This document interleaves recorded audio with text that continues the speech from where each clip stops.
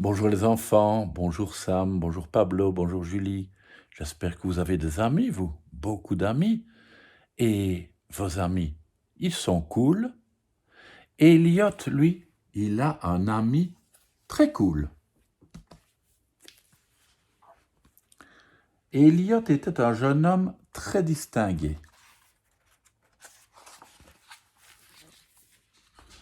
Aussi, lorsqu'un samedi matin son père s'exclama « Journée spéciale famille à l'aquarium, on y va ?» Et Elliot pensa « Des enfants, des cohortes d'enfants bruyants ?» Mais il répondit simplement « Bien sûr, merci pour l'invitation. »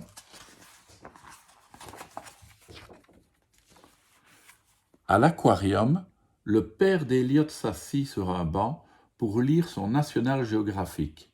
« Amuse-toi bien, Elliot, dit-il, et c'est ce que fit Elliot. Il évita les groupes d'enfants agglutinés devant l'aquarium géant de la mer, la réserve des fascinantes méduses, les bassins interactifs.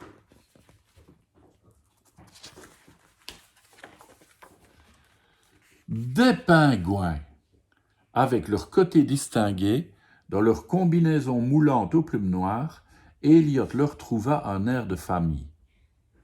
Et Ferdinand Magellan lui-même lui ressemblait.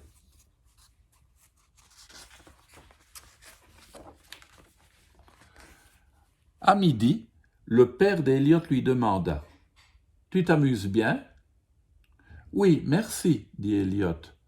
Puis-je avoir un pingouin, s'il vous plaît ?»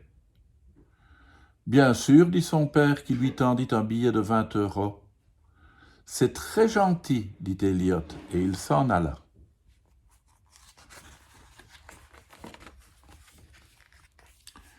Elliot vida de son sac ses affaires d'école, choisit le plus petit pingouin et le glissa à l'intérieur.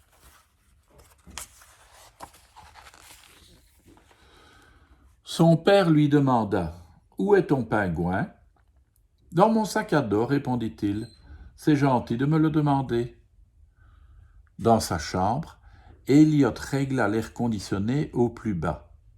« Peut-être voudrais-tu patiner ?» demanda-t-il. « Ouinc !» dit Magellan.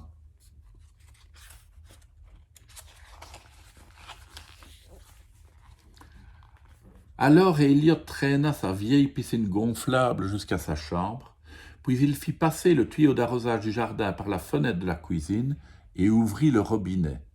« Désolé pour le dérangement, dit-il alors qu'il passait devant le bureau de son père.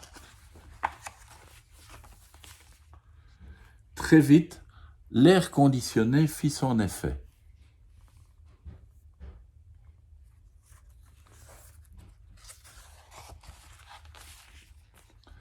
Plus tard, Elliot frappa à la porte du bureau paternel. « J'ai des recherches sur Magellan à faire à la bibliothèque. »« Quand j'étais en primaire, j'ai eu Capitaine Cook, dit son père. »« Où l'avez-vous gardé ?» demanda Elliot.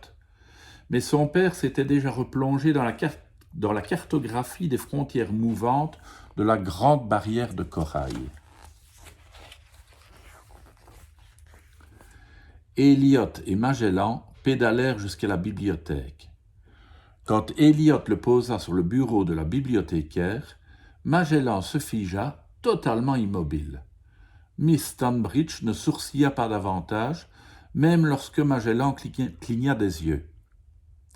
Elle les aida à accéder au site www.pingouinsurglace.com, à photocopier quelques pages des anecdotes d'Antarctique et à emprunter comment se comporter avec les oiseaux. Sur le chemin du retour, Elliot s'arrêta pour acheter 8 sacs de glace et quelque chose à grignoter. Par chance, les 20 € de son père suffirent exactement à couvrir ses dépenses. « Comment se sont passées tes recherches ?» demanda le père d'Elliot en s'extrayant de son atlas. « Très bien. Magellan a été parfait, dit Elliot. Tout comme Capitaine Cook, dit son père.